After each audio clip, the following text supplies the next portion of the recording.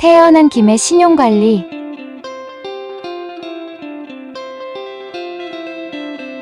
이런 고민 해보신 적 있으시죠? 열심히 돈을 버는데 왜 모이지 않을까? 같은 대출을 받았는데 왜 나만 이자를 많이 내지? 신용과 금융 쉽게 알려주는 곳은 없나?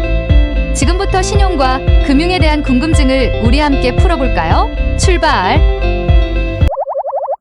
신용이란 인간관계 속에서 믿음이라는 개념을 설명하는 단어지만 경제용어로서 신용이란 채권과 채무관계를 나타내는 것이 일반적입니다. 보다 직관적으로 표현하자면 신용이 좋다는 것은 빌려간 돈을 제때 잘 상환하는 것을 의미합니다.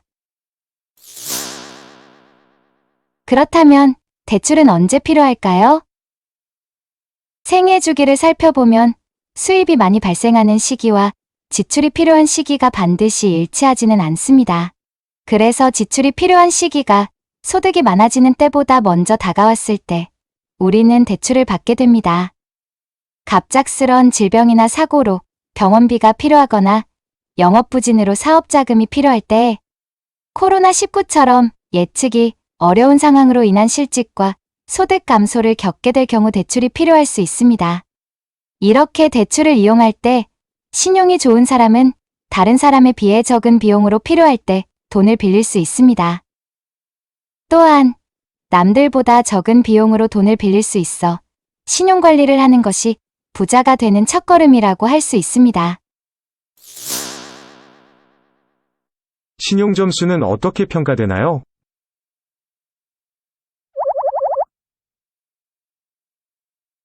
신용점수는 개인의 각종 신용에 관한 정보를 종합하여 신용도를 1점부터 1000점까지 점수화한 것으로, 각 점수는 상대적인 위험 정도를 나타낸 것이며 점수가 낮을수록 연체할 확률이 높다는 의미입니다. 우리나라의 대표적인 개인 신용조회 회사로는 나이스평가정보와 코리아 크레딧뷰로가 있습니다. 개인 신용조회 회사는 상환 이력, 부채 수준, 신용거래기간, 신용형태, 비금융 정보 등 5가지 항목에 대해서 평가합니다. 지금부터 각 평가 항목에 대해 간단히 알아볼까요? 상환 이력은 현재 연체된 대출금이 있는지, 연체금을 상환하고 얼마나 지났는지 등 채무 상환 이력에 대한 평가를 합니다. 부채 수준은 현재 대출금과 신용카드의 상환 이력과 이용 실적에 대한 평가로 부채가 과도할 경우에는 신용점수에 부정적 영향을 미치게 됩니다.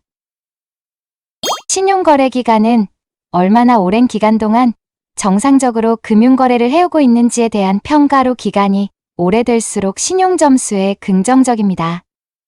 신용형태는 신용위험이 높은 거래를 하는지 아닌지에 대한 평가로 고금리 대출 거래 비중이 높을수록 신용점수에 부정적 영향을 미칩니다.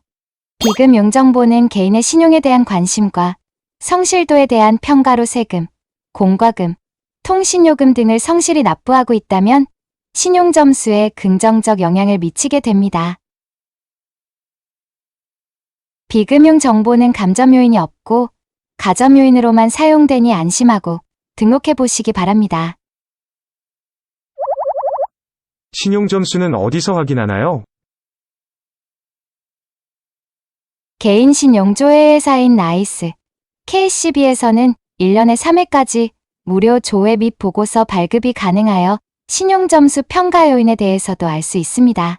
금융앱을 이용하시면 횟수 제한 없이 간편하게 신용점수를 확인할 수 있습니다. 간단하게 확인하고 싶을 때는 금융앱을 사용해 보세요. 신용플러스 앱을 통해서도 손쉽게 신용점수를 조회할 수 있답니다.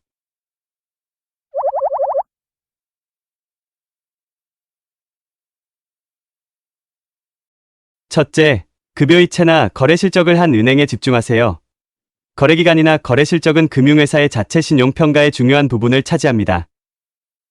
둘째, 갑작스런 질병이나 사고로 병원비가 필요하거나 영업부진으로 사업자금이 필요할 때, 코로나19처럼 예측이 어려운 상황으로 인한 실직과 소득 감소를 겪게 될 경우 대출이 필요할 수 있습니다.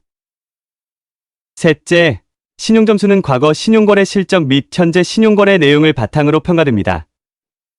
따라서 신용 점수를 잘 받기 위해서는 연체 없는 대출 거래, 카드 이용 등 신용거래 실적을 꾸준히 쌓아야 합니다.